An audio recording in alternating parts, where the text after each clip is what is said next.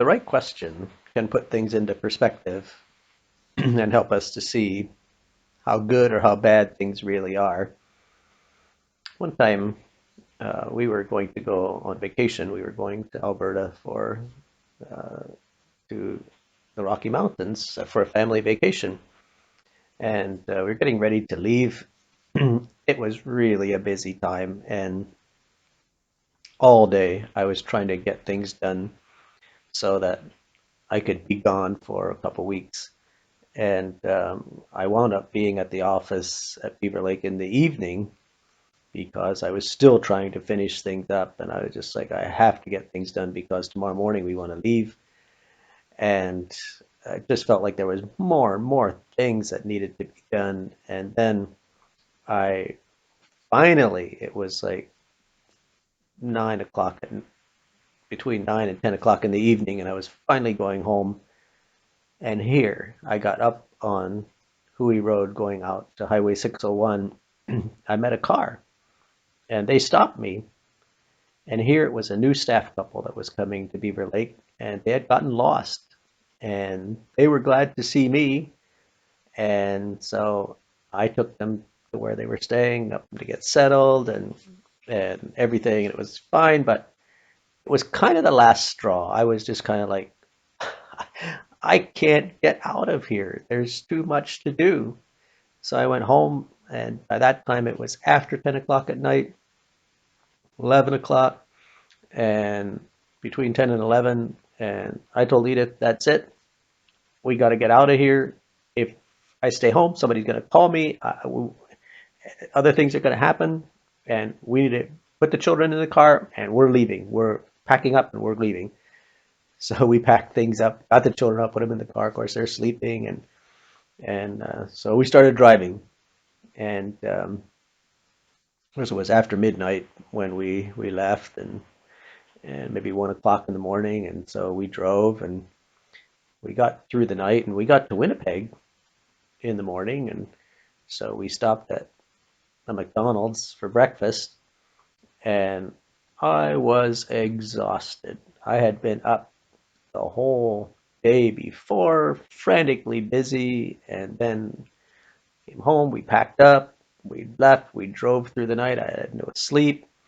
I was stressed and I was tired, and we left the McDonald's and we went west on Highway 1 and we got out, went under the bridge of the bypass around Winnipeg, and we're out in the middle of fields. Like there's no houses, it's farming, it's farmland, 4-lane highway.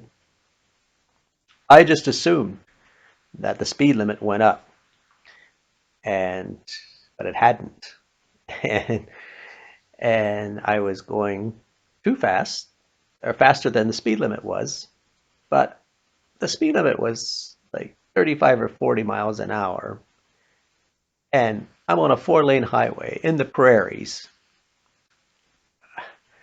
with open fields on both sides. I just did had no idea that the speed limit was that low.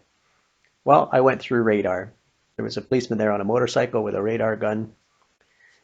He clocked me at whatever speed I was going, probably 55, 60 miles an hour, and so he came after me, pulled me over. I was not happy.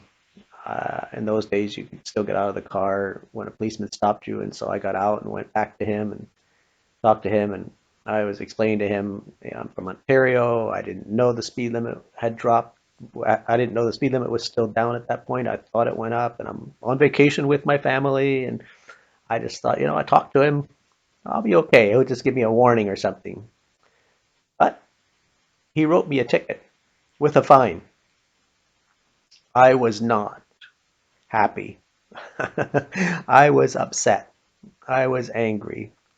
And I went back to the car, and my children are like, "What happened, Dad? What happened?" Wow, I was going too fast. What did he do? He gave me a ticket. Are you going to pay a fine? Yes, I'm going to pay a fine. How much is the fine? Well, I was in no mood to talk about what happened. And so finally, I got frustrated and I told the children, that's it. No more questions. I don't want to hear any more questions from anybody. Just sit down, be quiet. Doesn't matter. what happened. So we started driving. Everything was real quiet.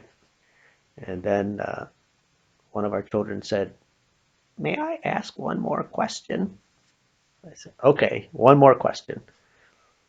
And we were in the process of looking for a house. We were trying to buy a house. We had been looking at houses, and we had some money saved up to buy a house. And so her question was, "Are we still going to be able to buy a house?" It just changed my mood because I realized, you know what? Like I have a fine to pay, but it's not going to take all my savings for a house. Like we'll still have money to buy a house, and so then I my mood changed and I was okay, uh, and everything was fine because in the whole scheme of my life, that fine really wasn't that big of a tragedy.